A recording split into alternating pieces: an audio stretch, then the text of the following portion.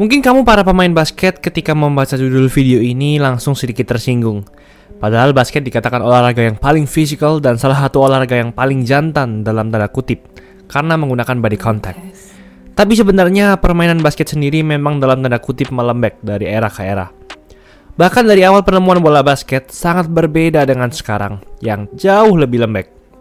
Sebelum lanjut, jangan lupa like dan subscribe ya. Simak ulasan berikut ini. Gak bisa dipungkiri bahwa sekarang bisa dibilang era terlembek dari permainan basket. Padahal keahlian medis dan fitness sudah jauh berkembang di era sekarang. Ilmu untuk mengembangkan otot yang benar, metode serta alat pencegahan cedera juga sangat berkembang dan bervariasi sekarang. Jadi seharusnya pemain lebih santai dan tak perlu takut lagi untuk bermain lebih keras di era sekarang kan. Tapi untuk menjelaskan hal ini, kita harus balik ke awal banget olahraga basket ini ditemukan. Permainan basket ditemukan oleh James Naismith di tahun 1891. Di saat itu, basket masih sedikit dicampur aduk dengan olahraga football atau rugby. Jadi saat bermain basket, Anda boleh sambil mendorong, memukul, dan hal-hal kasar lain juga diperbolehkan saat menjaga lawan Anda. Tak jarang ketika pertandingan basket, selalu ada darah yang menetes di lapangan, namun hal ini wajar. Daerah paling berbahaya adalah daerah bawah ring, atau daerah paint area sekarang. Di mana disitulah pemain akan saling menghajar agar lawan tidak berhasil memasukkan bola. Bahkan saat itu, lapangan basket harus ditutupi kerangkeng dari kawat besi agar mencegah para fans untuk ikut masuk ke lapangan.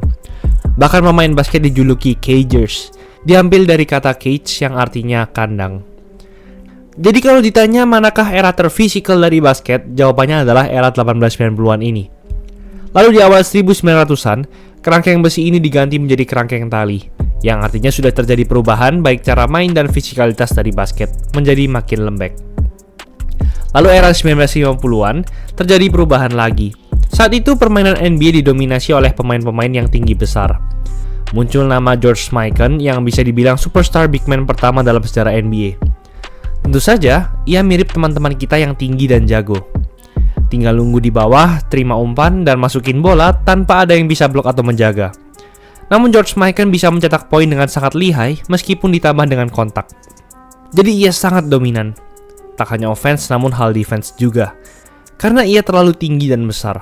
Mikan membuat NBA harus melebarkan daerah paint. Daerah di mana seorang pemain tak boleh berdiri lebih dari 3 detik. Dan hal ini lagi-lagi membuat NBA makin lembek. Karena daerah dominasi center menjadi berkurang dan mereka harus bermain lebih jauh dari area paint.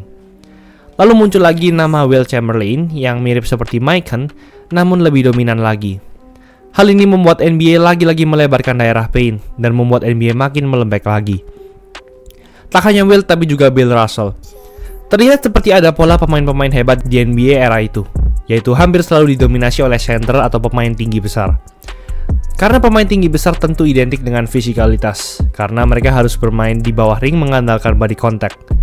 Lalu masuk era 70-an, di mana masuk seorang center bernama Kareem Abdul-Jabbar yang menemukan skyhook. Tentu kalian setuju bahwa skyhook adalah cara center untuk menembak namun tidak terlalu menggunakan body contact. Di samping itu, era 70-an juga identik dengan era terburuk dari Liga NBA. Para pemain NBA sering terlibat tawuran yang sangat mengerikan. Tak hanya itu, namun juga narkoba. Jadi para pemain basket identik dengan stigma jahat atau preman di era itu. NBA hampir saja bangkrut dan tidak ada sekarang kalau mereka tak berhasil bangkit dari keterpurukan era 70-an itu. NBA makin melembek lagi pada 1979, di mana mereka pertama kali menggunakan garis 3 angka di liga.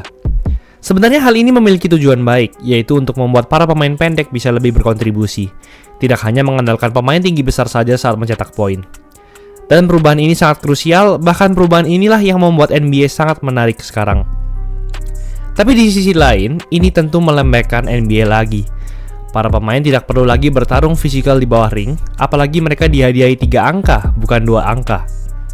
Namun beruntungnya pada tahun 1979 juga, datang 2 penyelamat NBA yaitu Larry Bird dan Magic Johnson. Persaingan kedua pemain ini sudah dimulai sejak mereka di kampus, dan negara Amerika Serikat sangat hype mengenai hal ini. Ketika mereka di draft, mereka juga masuk ke 2 tim terbesar dan paling terkenal juga di NBA, yaitu Celtics dan Lakers. Persaingan kedua pemain inilah yang kembali mengangkat image dari NBA, dari yang sebelumnya identik dengan kekerasan dan narkoba itu. Mereka berjaya di era 80-an yang kata banyak orang merupakan era paling fisikal dan keras dari sejarah NBA. Di era ini, para wasit masih terbilang jarang memberikan technical foul ketika ada pemain yang bertengkar. Masih belum terkenal juga istilah diving atau flopping di era ini. Hingga di pertengahan hingga akhir 80-an, muncul tim Detroit Pistons yang dijuluki Bad Boys Detroit Pistons. Tim ini identik dengan tim yang sangat kasar dan keras, bahkan ngawur. Semua pemain NBA di luar tim Pistons membenci tim ini. Saingan terberat dari tim ini adalah Michael Jordan dan Bulls, di mana mereka bertemu 4 tahun berturut-turut di playoff wilayah timur dari 1988 hingga 1991. Namun Jordan selalu kalah di 3 pertemuan pertama karena adanya strategi Jordan Rule dari Detroit Pistons. Di strategi ini intinya, ketika Jordan drive masuk ke dalam, 2 bahkan 3 pemain Pistons harus segera menghentikan Jordan dengan cara apapun, termasuk menghajar Jordan dengan foul keras. Foul keras kalau sekarang akan diberi flagrant foul, di mana pemain lawan akan mendapatkan bonus free throw sekaligus possession. Jadi kalau pemain dapat flagrant foul, tim lawan bisa langsung mencetak 5 poin sekaligus dari 2 free throw sekaligus possession selanjutnya. Tak hanya itu, pemain juga bisa langsung dikeluarkan dari lapangan. Namun di era itu, baik foul keras dan ringan diperlakukan sama. Jadi mending foul keras aja dong, biar Jordannya cedera, terus Pistons bisa menang. Oleh karena itu, NBA melahirkan aturan baru yaitu flagrant foul di musim 1990-1991. Sebenarnya aturan ini terbilang baik untuk keamanan dan melindungi pemain offense. Namun lagi-lagi ini membuat NBA makin lembek lagi. 2001, NBA membuat aturan defensive 3 second, di mana pemain defense tak boleh berada di area paint selama 3 detik. Lagi-lagi agar pemain defense terutama center lebih susah untuk melakukan body contact atau block di bawah ring. Lalu pada musim 2003-2004, NBA sepenuhnya melarang pemain defense melakukan hand check, di mana pemain lawan meletakkan tangan di tubuh dan mendorong pemain offense supaya ia tidak bisa drive ke dalam. Hal ini memberikan kebebasan lebih bagi para pemain offense sehingga lebih mudah mencetak poin. Semua aturan ini dilakukan NBA tentu untuk lebih memperlihatkan offense. Karena dalam basket, offense adalah hal yang jauh lebih menarik daripada defense. Semua highlight terkenal ke NBA kebanyakan dari offense, jarang yang dari defense. Dunk, assist, 3 points, ankle breaker, semua dari offense. Lalu tak lama kemudian, terjadi pertengkaran terburuk dalam sejarah NBA yaitu Malice at the Palace. Berawal dari hanya mendorong dan bacot-membacot, hal ini mengakar hingga terjadi kasus kriminal. Hal ini menjatuhkan reputasi NBA lagi. Dan untuk membenahinya, NBA mulai memperketat pemberian technical foul. Dulu, pemain boleh trash talk dan tidak mendapatkan technical foul. Sekarang, trash talk atau mendorong sedikit saja bisa langsung di technical, bahkan didenda. Memang di satu sisi ini berguna juga untuk kebaikan para pemain sekaligus fans, agar peristiwa Malice at the Palace tak terjadi lagi. Namun hal ini tentu melembekkan NBA lagi. Ditambah pada aturan 2010, pemain NBA tak boleh memprotes peluit wasit. Protes sedikit, langsung diberi technical foul dan lagi-lagi melembekkan NBA. Di 2022 ini, tak hanya secara fisik, namun mental pemain basket juga melembek. Pemain bintang yang tak betah bisa minta di-trade dan mogok main. Dan para manajer serta pelatih tak bisa apa-apa sekarang kalau terjadi hal itu, dan mau tak mau harus mencarikan tim lain. Inilah bentuk player empowerment zaman sekarang. Zaman dulu, contohnya Scottie Pippen di tahun 1997, ia sempat mogok main karena merasa kontraknya terlalu kecil. Namun manajer Bulls tak mau mengubah kontraknya, karena bagaimana juga itu tetap kontrak dan kesepakatan yang ditandatangani oleh Pippen sendiri. Dan Pippenlah yang akhirnya harus mengalah.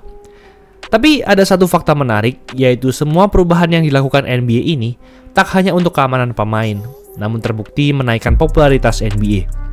Di tahun 1984, NBA hanya mendapatkan uang 165 juta dolar setahun, sekitar 7,3 triliun rupiah sekarang. Serta rata-rata pemain NBA mendapatkan uang 290 ribu dolar setahun, sekitar 13 miliar rupiah sekarang. Namun di 2021, NBA berhasil mendapatkan uang 10 miliar dolar atau 155 triliun rupiah. Dan rata-rata pemain NBA mendapatkan uang 8,5 juta dolar atau 131 miliar rupiah setahun. Jadi jangan bingung lagi kenapa semua pemain NBA meskipun yang jarang main saja itu bisa kaya. Karena memang NBA jadi sepopuler itu. Dan kembali ke pertanyaan utama, apakah memang NBA makin lembek sekarang? Jawabannya iya, jelas. Itulah ulasan mengenai episode kali ini. Yo guys, buat kalian yang mau cari-cari jersey basket, langsung aja cek sosmed @easysportswear. Tersedia di Shopee, di Instagram, dan Tokopedia. Kuy, buruan diserbu! Jangan lupa like, komen, dan subscribe agar channel ini bisa berkembang dan menghasilkan video menarik lainnya. Thanks for watching, I'll see you in the next video.